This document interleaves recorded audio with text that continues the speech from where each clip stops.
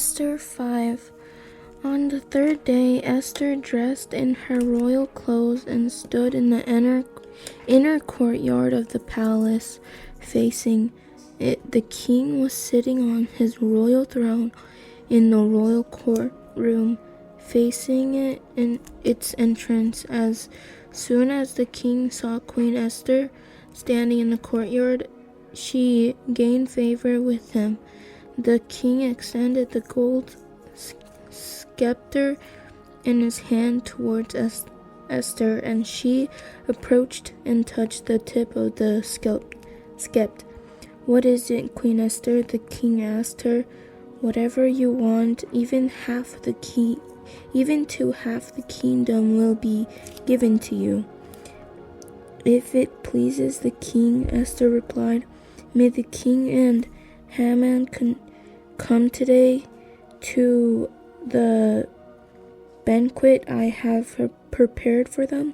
The king said, "Hurry and get Haman so we can do as Esther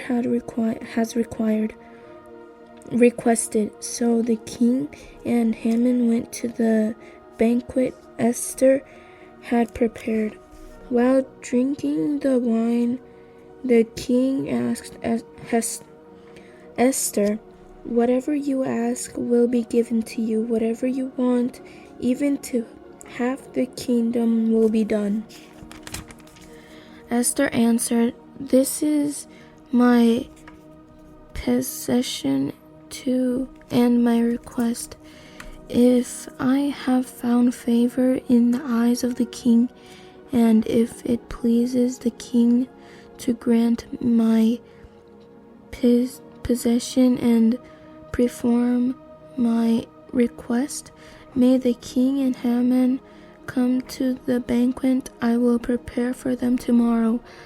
I will do what the king has asked."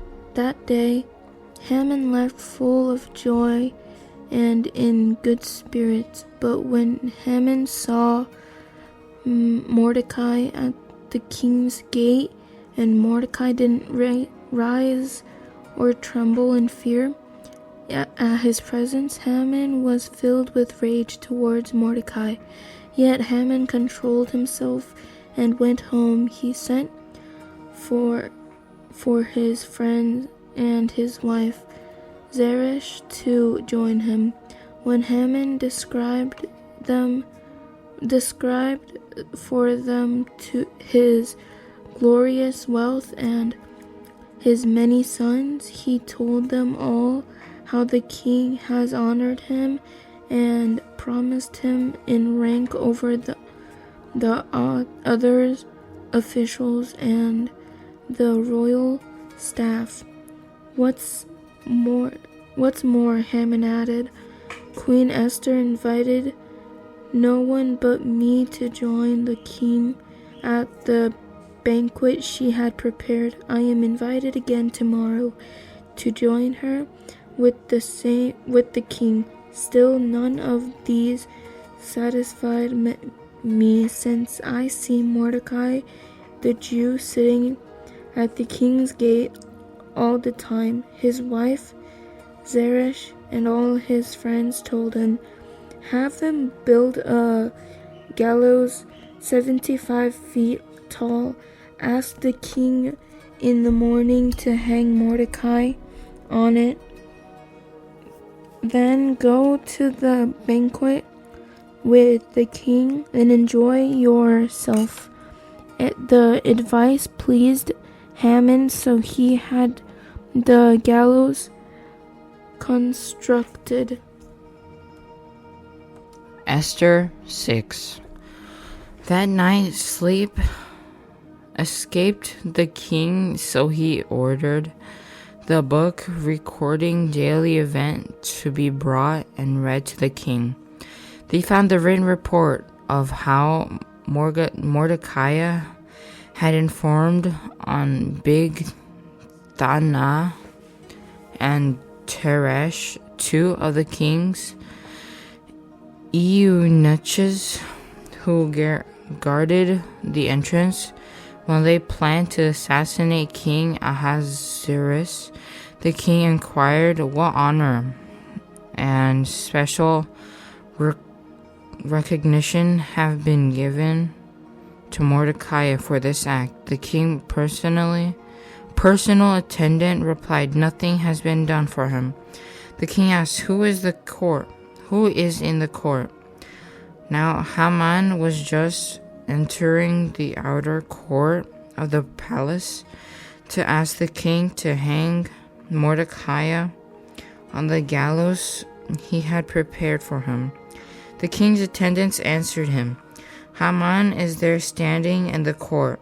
Have him enter the king, or the king ordered.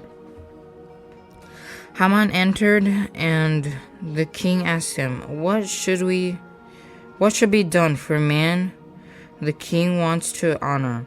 Haman thought to himself, Who is it the king who would want to honor more than me? Haman told the king, For the man the king wants to honor, have them bring a royal garment that the king himself has worn, and a horse that the king himself has ridden, which has a royal crown on its head. Put the garment and the horse under the charge of one of the king's most noble officials. Have them clothe the man the king wants to honor, parade with him on the horse throughout the city square, and call out before him, This is what is done for the man the king wants to honor. The king told Haman, Hurry and do just as you proposed. Take a garment and a horse for Mordecai the Jew, who was sitting at the king's gate. Do not leave out anything you have suggested. So Haman took the garment and the horse. He clothed Mordecai and paraded him through the city square, calling out before him, This is what is done for the man the king wants to honor. Then Mordecai returned to the king's gate, but Haman hurried off for home, mournful and with his head covered.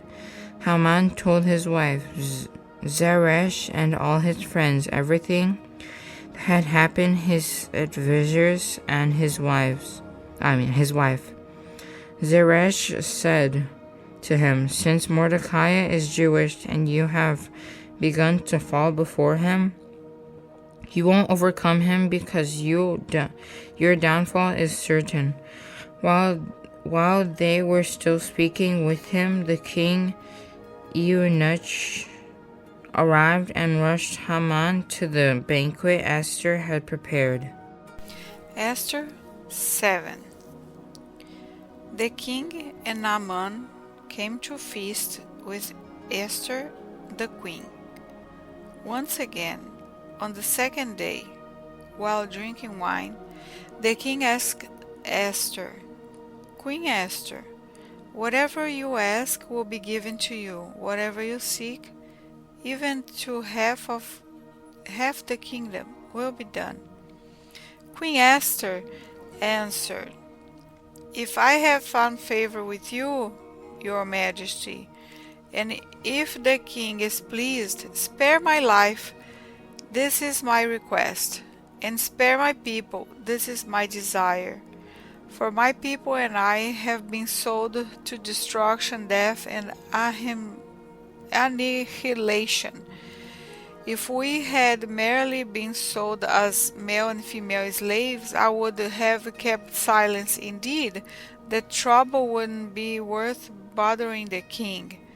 King Ahasuerus spoke up and asked Queen Esther, Who is this, and where is the one who would desire such a shame? Esther answered, The adversary and enemy is this evil Naaman. Naaman stood terrified before the king and queen. The king arose in anger and went from where they were drinking wine to the palace garden. Naaman remained to beg Queen Esther for his life because he realized the king was planning something terrible for him. Just as the king returned from the palace garden to the banquet hall, Naaman was falling on the couch where Esther was reclining. The king exclaimed, "Would he actually violate the queen while I am in the house?" As soon as the statement left the king's mouth, they covered Naaman's face. Donna, one of the king's eunuchs, said, "There is a gallant 75 feet tall at Naaman's house that he made for Mordecai, who gave the report that saved the king." The king said, "Hang him on it." They hanged Naaman on the gallows he had prepared for Mordecai. Then the king's anger subsided.